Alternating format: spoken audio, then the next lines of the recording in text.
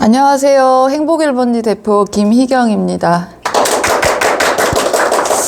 제가 올해로 교수님 수업을 들은 지 벌써 10주년이 되었습니다. 그래서 상권 10기 때 처음으로 교수님 뵀었는데요. 여러 과정을 수료했지만 가장 최근에 인공지능 상권 분석 전문가 과정을 들으면서 비약적인 발전이 있었던 것 같아요. 그래서 오늘 발표할 내용도 챗 GPT를 이용해서 사업 계획서를 좀 합리적으로 작성하고 어떻게 창업에 실전 적용을 할 수 있는지에 대해서 간단하게나마 제가 요약 정리를 해왔습니다. 행복1번지는 서울에서 다점포를 운영하고 있고요. 이번에 왕십리 상권에서 5번째 5호 직영점을 공사할 예정입니다. 왕십리 상권에 있기 때문에 제 발표 제목은 왕십리 프로젝트로 정해보았습니다. 먼저 목차를 소개해드리겠습니다. 이제 상권 개요, 목표 및 비전 설정, 경쟁 분석 및 차별화 요소, 브랜드 정체성 개발, 인테리어 및 분위기, 메뉴 개발 및 스타일링, 마지막으로 브랜드 마케팅 전략입니다.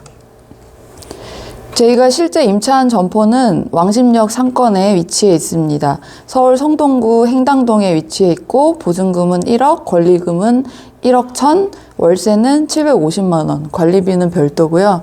건물주분이 새마을금고여서 렌트프리 기간을 2주 정도 해주셨어요. 공사 기간은 20일 정도 예정하고 있습니다. 기존 사장님이 점포를 인수해서 1년 정도 영업하다가 안타깝게 폐업한 자리이기 때문에 저희가 실제로 좀 사용할 수 있는 기물이라든가 시설들이 좀 현존해 있는 점포라고 보시면 됩니다. 점포를 소개해 드리겠습니다. 이 외관을 보면 약간 좀 뉴트로 응답하라 같은 느낌이 있잖아요. 그래서 냉삼집으로 운영한 매장입니다. 실내도 약간 옛날 복고풍의 느낌을 주려고 많이 노력한 매장인데요. 이러다 보니까 밖에서 볼 때 조금 주점 같은 느낌도 있고 답답한 느낌도 있고 이런 게 좀 느껴지더라고요. 그래서 저희는 이 점포를 인수해서 보쌈하고 칼국수 전문점을 오픈하려고 이 점포를 선정하게 되었습니다. 최초에 이 점포를 본 거는 지난 가을인데요. 가을에 처음으로 이제 높은 권리금일 때 브리핑을 받았었고 6개월을 기다려서 한 달에 한 번씩 부동산에 전화를 했어요. 가격이 내려갔나요? 내려갔나요? 얼마까지 내려갔나요? 하다가 최초 1억 8천을 불렀던 매장을 거의 이제 한 달 기다려서 녹화한 끝에 최종 1억 1천에 저희가 선점하게 되었습니다. 상권 개요를 말씀드리겠습니다. 해당 점포는 왕십역 상권 위주로 행당동, 행당시장이라는 그 입지에 있고요. 왕십리역, 한양대역, 또 행당로, 왕십리 광장로를 통한 차량 접근이 용이한 지역입니다. 주요 유동인구로는 출퇴근 인구가 있고요. 왕십리역과 한양대역을 이용하는 직장인, 또 주거 인구가 주변에 꽤 많이 있어요. 인근 대단지 아파트에 거주민들이 계시고 상업 인구로는 왕십리 엔터식스나 CGV 같이 집객시설이 좀 골고루 분포해 있습니다. 해당 상권의 경우에는 점심과 저녁 시간에 이 장사 유동인구가 명확하게 구분되는데요. 점심 같은 경우에는 직장인 유동인구가 있고 저녁에는 직장인들이 외려 이쪽에서 소비하지 않고 퇴근을 하는 분위기예요. 근데 대신에 가족들이나 퇴근한 거주 인구들이 상권을 주로 이용하는 구조입니다. 그래서 왕십리역은 여러 환승역이 걸쳐 있어서 귀가하기 전에 테이크아웃 수요가 좀 있지 않을까라고 기대하고 입점하게 되었습니다. 행당 이동 상권은 주거 상권과 왕십역 상업 유동인구가 결합된 입지로 점심에는 직장 학생, 저녁에는 가족, 회식, 포장까지 아우를 수 있는 전략이 필요한 멀티 상권이라고 생각됩니다. 저희 브랜드는 점심에는 직장인의 한 끼 해결형 메뉴를 판매하고 저녁에는 가족, 회식 중심의 좀 푸짐한 상차림을 구현하는 걸 목적으로 했고요. 배달을 하지 않을 거기 때문에 테이크아웃 전문점으로 해서 보쌈과 칼국수 포장 매출 또한 중요하다고 생각하고 있습니다. 해당 상권의 강점입니다. 우선은 상권이 올드 상권이라 굉장히 안정화되어 있어요. 주거 밀집 지역과 상권이 조화되어 있고 고정적인 주거 인구 외에도 유동 인구 또 약속을 잡는 사람 등 여러 사람들이 오는 상권입니다. 또 보쌈과 칼국수를 저희가 하기 때문에 이 두 메뉴는 언제나 고객들에게 만족도가 높은 메뉴라고 생각이 들고요. 다만 점심에는 단품을 해야 하고 저녁에는 세트 메뉴를 좀 푸짐하게 구성해야 되는 숙제가 있는 점포입니다. 왕십리역 상권의 유동인구는 연중 풍부하지만 그 중에서도 근처에 1인 가구나 오피스 수요가 꽤 많더라고요. 그래서 포장 수요를 창출할 수 있지 않을까 하고 기대하고 있습니다. 경쟁 강도는 상대적으로 낮은 편인데요. 상권의 맛집이 굉장히 많습니다. 그렇지만 그 중에서 칼국수나 보쌈을 전문점으로 취급하는 데는 프랜차이즈 입점이 되어 있고 또 아주 좀 준비가 덜 된 보쌈집이 영업하고 있어서 저희가 우위를 선점하기 좋은 상권으로 판단하고 있습니다. 대신에 약점이 있다면 아까 말씀드린 그 강점의 반대인데요. 점심과 저녁의 수요 차이가 있기 때문에 현명하게 대응하지 않으면 이도저도 아닌 결말을 볼 수 있는 입지고요. 배달 점포가 배민에 확인한 경우가 굉장히 많더라고요. 그렇지만 저희가 포장을 조금 고급화해서 예쁘게 하고 또 엄마들이 서로 입소문 날 수 있게 한다면 강점이 있다고 생각합니다. 이 상권에는 60대 이상의 남성 고객 비중이 높고 실제 현장 임장해보면 이 여사님들이 굉장히 많으세요, 낮에. 그래서 시간에 촉박하게 식사하시는 고객보다 1시간 이상 체류하면서 여유 있게 식사하실 수 있는 분들이 충분히 있다고 생각이 드는데 대신 지갑이 얇다는 한계를 극복하기 위해서 젊은 층이나 직장인 회식 같은 유치가 꼭 필요한 위치입니다.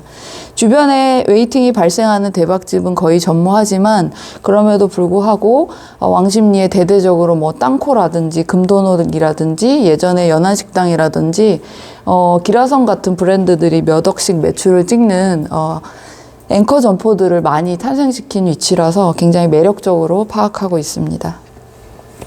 다음은 이제 본격적으로 저희 창업 준비를 말씀드리겠습니다. 창업이라는 단어를 영어로 하면 스타트업이라고 하네요. 그래서 이 단어를 그대로 해석하면 스타트는 시작하는 거잖아요.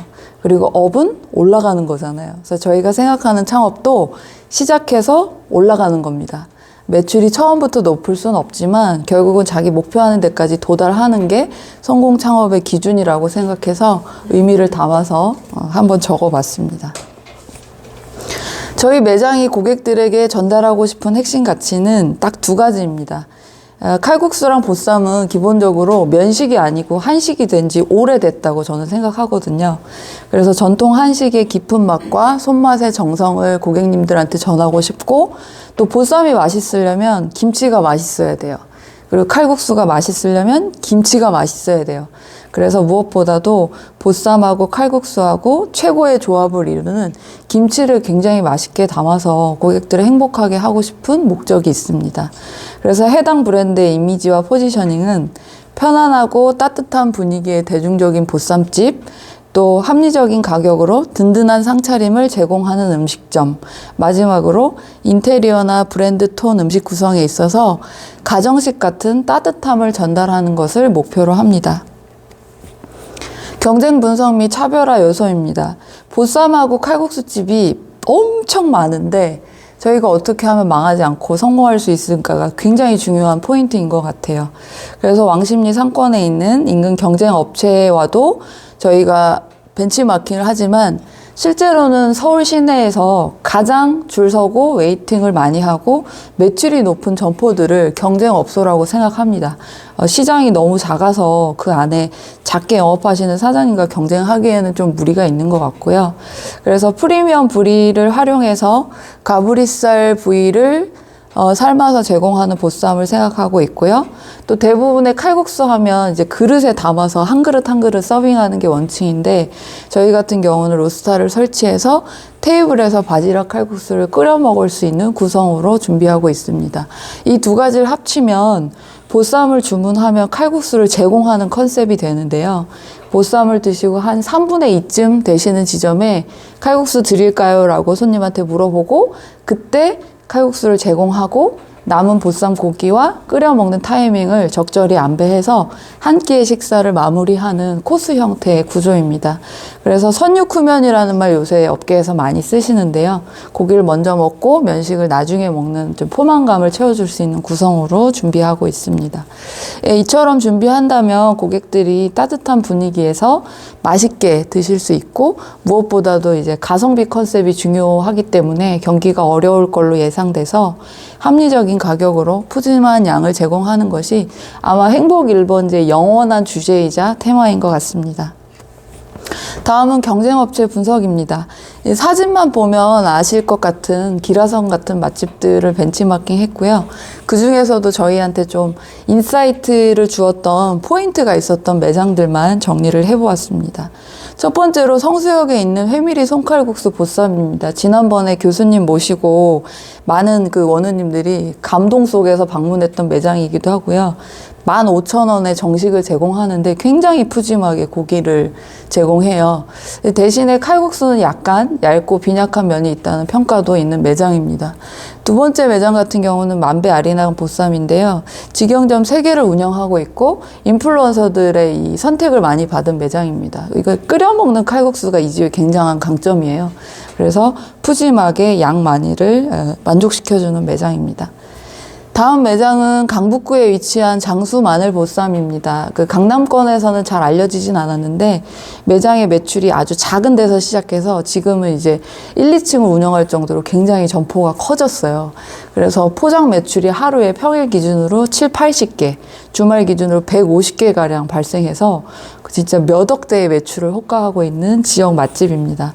그리고 대련집 같은 경우는 가격이 아주 저렴하고 푸짐한데 무엇보다 직장인들의 수요를 굉장히 만족시켜주고 있어요. 그래서 왕십리에도 회식 인구가 있고 직장인 고객들이 있기 때문에 도대체 대련집의 어떤 부분이 종로 쪽의 고객들을 만족시키는지 좀 집중 탐구를 해보았습니다. 다음은 해당 매장들의 성공 요인을 분석한 자료입니다. 회미리 손칼국수나 대련집에 이르기까지 전부 다 중간 정도의 가격대를 유지하고 있고요. 그 중에서도 이제 저라는 단어가 보이실 텐데 음식을 되게 저렴하게 판매하고 있는 것이 무적의 강점입니다. 또 여기에서 육수의 특징이 칼국수에서 아주 중요한데 회미리 칼국수나 대련집 같은 경우는 사골 육수를 사용하고 있고 만배나 장수 마늘보쌈은 해물 육수를 사용하고 있는 걸 알 수 있습니다. 그래서 칼국수 육수를 해물로 할 것이냐 사골이로 할 것이냐 이거는 특별히 어떤 것이 더 낫다라고 우위를 판단하기보다는 내가 어떤 것을 더 잘 구현할 수 있는지를 판단하는 게 현명하다고 생각합니다. 행복 1번지는 조개구이집을 지금 16년째 하고 있거든요. 그래서 해산물에 대한 이런 정보나 이런 관리력이 높아서 저희는 당연히 해물 육수를 선택하게 되었습니다. 그래서 밑에 보시면 칼국수 대박집이 나와 있는데 양주에 있는 밀박 칼국수 또 을왕리에 있는 황해 칼국수입니다. 두 점포는 보쌈을 취급하진 않지만 압도적인 그 육수의 시원한 맛과 푸짐한 양으로 연일 웨이팅을 세우고 있는 대박집입니다. 그래서 두 매장의 포인트를 저희가 분석한 결과 저희가 벤치마킹했던 6개 점포 중에서 그래도 4개에 육박하는 매장들이 해물 육수를 사용해서 좋은 성과를 내고 있기 때문에 마땅하다라고 판단하게 되었습니다. 다음은 브랜드 스토리텔링입니다. 아직까지 저희가 지은 상호가 나오고 있지 않은데 슬슬 궁금해지실 것 같아요. 도대체 무슨 이름을 지었을까? 이 브랜드 스토리는 제가 챗 GPT와 토요일, 일요일 거의 8시간의 대화 끝에 완성한 브랜드 메시지입니다. 그래서 오늘 삶은 보쌈 한 점의 깊은 맛, 깊고 진한 칼국수, 그리고 갓 담근 김치의 신선함, 이게 가장 중요한 테마고요. 한상 가득한 정이 깃든 한식, 좋은 날이면 고기를 삶고 국수를 끓여 함께 나누던 따뜻한 한식 문화를 기억합니다. 매일 삶아낸 보쌈과 깊고 진한 해물 육수로 완성한 칼국수 한 그릇, 그 안에 한식의 정을 담았습니다. 보쌈과 가장 잘 어울리는 김치를 위해 우리는 매일 정성껏 담급니다. 신선한 재료와 정성이 어우러져 갓 담근 김치의 아삭함과 감칠맛이 보쌈 한 점을 더욱 완벽하게 만들어줍니다. 우리는 행복한 공간이 되고자 합니다. 우리 집처럼 넉넉한 한상, 언제 와도 편안한 한 끼, 밥상 앞에서 맛있는 음식을 나누며 웃을 수 있는 공간이 되겠습니다. 이 브랜드 스토리를 정리하고 나서 이제 3가지 메시지를 밑에 뽑아봤고요. 제가 느낀 것은 결국 브랜드 스토리는 경영자의 철학이 사장의 마음이 녹아서 들어가야 된다는 거였어요. 그래서 챗 GPT가 저랑 이 왕십리 프로젝트 1일차부터 거의 한 달간 대화를 하고 있는데 저에 대해서 이해하고 그쪽으로 브랜드 스토리를 끌고 가는 걸 보고 굉장히 놀랐어요. 그래서 이게 준비된 어떤 식당을 대하는 마인드가 있다면 그걸로 충분하다. 약간의 단어를 넣고 빼고 이런 건 누구나 할 수 있으니까 이 작업을 꼭 한번 해보셨으면 좋겠습니다. 그렇게 해서 결정된 대망의 이름은 오늘 보쌈 칼국수입니다. 라우드 소싱이라는 상호 공모 네이밍이 있었어요. 그래서 일주일간 공모를 했는데 무려 290개의 작품이 지원을 했습니다.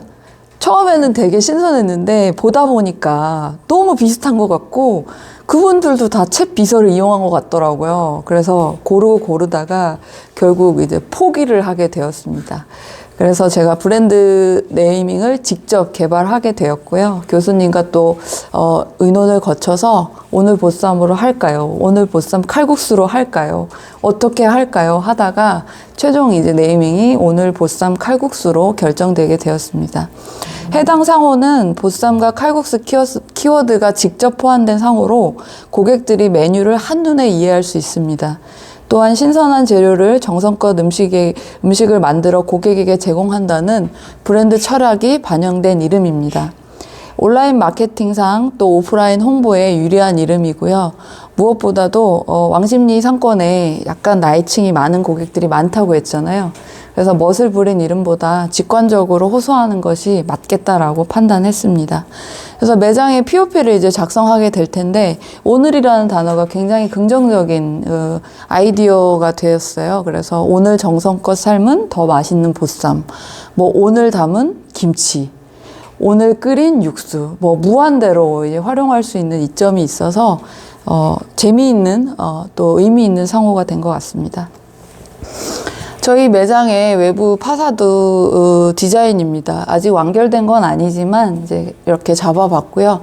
아이보리와 흰색, 검정 또 우드를 사용해서 차분하면서도 좀 따뜻한 느낌으로 표현해 보았습니다. 이 앞에 지금 한 분이 앉아가지고 좀 여유 있게 앉아 있는데 저희가 생각하는 우리 매장의 이미지는 저런 느낌입니다. 고객이 우리 매장을 어떻게 생각하는지를 저 앉아있는 포즈나 표정이나 태도에서 제가 굉장히 많은 중요한 분이 앉아 계신 거예요, 저기. 내부 인테리어는 지금 이제 진행 중이긴 한데 대략 16개의 테이블을 놓을 예정이고요. 그 전에 한 18개 정도 빡빡하게 사장님이 영업을 하셨는데 2개 정도를 제외하고 총 16개 테이블 한 66석 정도의 매장을 운영할 예정입니다. 그래서 가게가 좀 네모나고 반듯하기 때문에 동선 구조 빼는데 어려움 없이 가능할 것 같습니다. 다음은 메뉴 개발 및 스타일링입니다. 아까 말씀드린 그 대박집들에서 모든 것을 다 카피할 수는 없지만 어떤 점이 우리한테 유리하겠나 판단을 해야 되잖아요. 그래서 첫 번째 같은 경우는 이제 만배아리랑의 이제 수육 고기가 굉장히 정갈하고 예쁘게 썰어져서 나와요. 정말 예술적으로 썰었습니다. 그래서 이런 칼질이나 고기, 또 번동보쌈 같은 경우는 상추하고 보쌈 이 속을 동시에 제공하거든요. 그러니까 쌈채소의 인심이 되게 푸짐한 집이에요. 이 부분도 인사이트가 있었고, 충북칼국수라고 은평구 앞에 영업하고 있는 매장인데 김치가 압도적입니다. 그 안에 뭐 율무 이제 생률 밤이나 또 배나 이런 것들을 아낌없이 넣어가지고 고기보다 사실은 김치에서 더 감동을 많이 받았어요. 그래서 저런 푸짐한 김치, 또 밀밥 칼국수에서는 굉장히 진한 육수랑 저 위에 이제 올라져 있는 호박, 주키니 호박 같은 게 굉장히 딱 보기에 아름답다고 느껴졌거든요. 그래서 이런 대박집들이 굉장히 잘하고 있는 포인트 요소들을 우리가 골라서 차용하면 좋겠다. 물론 그런 실력은 없지만 배울 만한 게 있다고 생각이 돼서 여러 요소들을 제가 빨간 화살표로 표시해 보았습니다. 다음은 메뉴 연구 과정입니다. 저희가 아직 그 보쌈하고 칼국수 영업을 해본 적이 없어서 거의 맨땅에 헤딩을 하고 있습니다. 그래서 고기를 삶고 김치를 담고 칼국수를 끓이고 있는데요. 그러나 또 시간을 되돌려 보면 제가 매운갈비집 영업을 했기 때문에 고기를 삶아본 게 경험이 있잖아요. 그리고 아까 말씀드렸다시피 조개구이집을 오래 하고 있기 때문에 해물에 대한 이해도가 있고, 또 낙지집에서 거의 12년 동안 해물 육수를 끓이고 있기 때문에 같은 베이스를 쓸 수 없지만 조금 첨가해서 가능한 부분이 있습니다. 이 김치가 문제인데요. 정말 문제입니다. 이틀에 한 번씩 담고 있고 또 여러 대표님들의 조언을 듣고 있지만 아마 영업을 하면서도 계속 개선이 필요한 부분이지 싶습니다. 다음은 연구과제입니다. 이 부분은 이제 오픈할 때부터 바로 시판하기에는 솔직히 어려움이 있고요. 초기 3개월 오픈 안정화를 거쳐서 저희가 조금 여유가 되면 하고 싶은 메뉴입니다.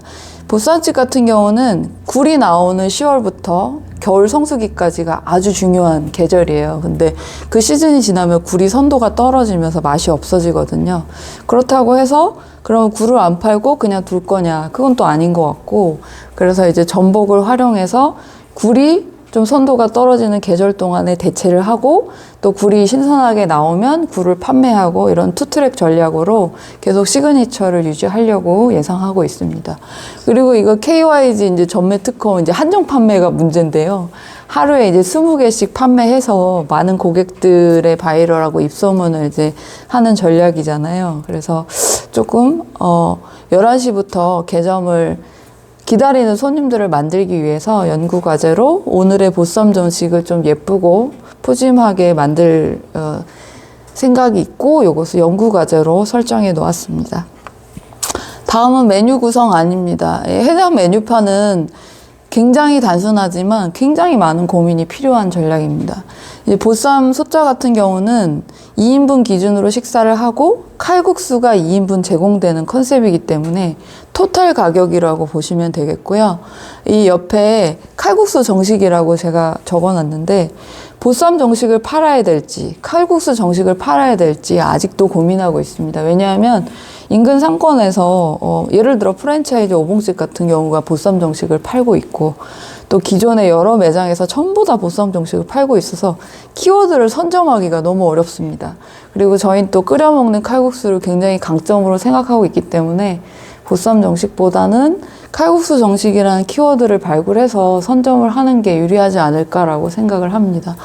또 리서치를 해보니까 칼국수 정식을 하는 곳이 있긴 있어요. 그래서 이게 완전 수요가 없는 게 아니고 시간이 쌓이면서 만약에 이 키워드를 저희가 선점할 수 있다면 보쌈 정식이라는 단순한 단어보다 유리하지 않을까라고 생각하고 있습니다. 그리고 칼국수가 더워서 여름의 문제인데요. 이제 비빔칼국수라는 메뉴가 시장에 많이 나와 있더라고요.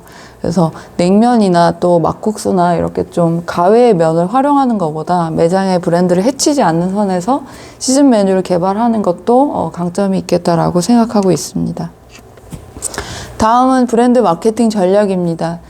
오늘 보쌈 칼국수는 기본적으로 오늘, 또 신선한, 푸짐함 이런 키워드를 주요하게 사용하는데요. 그러다 보니까 오늘 보쌈, 오늘 뭐 먹지? 오늘 어디 가지? 이런 식으로 생활형 키워드를 많이 접목해서 활용할 예정이고요. 무엇보다도 이제 김치를 담는 과정이나 육수를 끓이는 과정이 굉장히 수고스럽고 찍을 만한 포인트가 많기 때문에 공식 블로그를 오픈 초창기부터 운영해서 매장의 SNS 활동을 강화할 예정입니다. 두 번째로는 매장의 POP 활용인데요. 포장이 아까도 너무 중요하다고 말씀드렸잖아요. 그래서 포장을 하러 오면 매장에서 식사하시는 것보다 좀 할인해서 판매할 생각을 하고 있고요. 지역 고객들이 당근 앱을 실제로 많이 사용한다고 해요. 그래서 지금 저희 운영 중인 매장에서도 당근을 많이 쓰고 있는데, 앱 단골 등록 시 어떤 서비스를 제공한다든가 이런 식으로 유도를 하고, 또 리뷰 이벤트도 초창기에는 조금 더 단가를 드리더라도 좋은 상품으로, 단가가 있는 제품으로 유도해서 0에서 1000개가 넘어가는 블로그와 리뷰가 쌓일 때까지 조금 빨리 달려야 될 것 같다는 생각을 하고 있습니다. 이제 마무리에 들어가겠습니다. 오늘 보쌈 칼국수의 성공적인 미래를 기대해 봅니다. 3개월까지는 우선은 안정적인 매출을 만들어야 되겠죠. 그래서 오픈해서 처음 성적표를 받는다면 최소 6천은 나왔으면 좋겠다. 왜냐면 이거는 저희가 잘하고 못하고의 문제가 아니고 상권과 입지의 힘이라고 생각하거든요. 오픈빨이라는 게 있잖아요. 그래서 6천만 원 정도는 기본적으로 무난하게 나올 수 있는 자리라는 생각을 하고 그 이후에 이제 맛있다는 소문과 괜찮다는 바이럴이 퍼지면서 6개월까지는 8천만 원에 도달했으면 좋겠다. 그리고 그 6개월이 지나면 이제 굴 시즌이 돌아옵니다. 그래서 대대로 성수기가 시작되기 때문에 겨울을 지나면서 1억까지는 매출을 기대해 볼 수 있지 않을까라고 청사진을 그려봤습니다. 그리고 1년 이후에는 저희가 열심히 하고 최선을 다해서 고객님들한테 인정받는다면 1억 5천까지도 바라볼 수 있지 않을까라고 생각합니다. 이런 과정을 거쳐서 결국은 행복 1번지가 모든 상권에서 목표로 하는 왕십리 상권에서 1등하는 보쌈 칼국수 맛집이 되는 것이 저희 그 사업 계획의 최종 목표입니다. 네. 이렇게 해서 제가 발표를 마치고요. 새로 안 했던 걸 준비하면서 엄청나게 많은 그 원우님들이 도움을 주셨어요. 그래서 고기 삶는 거, 김치 담는 거, 육수에 뭐 넣는 거 이런 거 이제 다 체크해줘서 그 대표님들이 다 다른 사람입니다. 그래서 너무 감사하게 생각하고요. 뭐 택배를 챙겨서 보내주시기도 하고 자기 레시피를 찍어가지고 너만 봐 이러면서 이제 주시기도 하고 쉽지 않은 일이거든요. 그래서 KYG 통해서 아주 어렵지만 창업이라는 길을 조금 더 수월하게 갈 수 있어서 너무너무 감사합니다. 그리고 무엇보다도 존경하는 교수님의 10년 조공을 완성하는 브랜드가 저한테는 이거거든요. 그래서 다음 발표가 있다면 왕십리 오늘 보쌈에서 실제로 매장에서 낸 성과를 자랑하는 그런 행복한 기회가 또 있지 않을까도 기대해 봅니다. 이상으로 오늘 발표를 마무리하겠습니다. 감사합니다.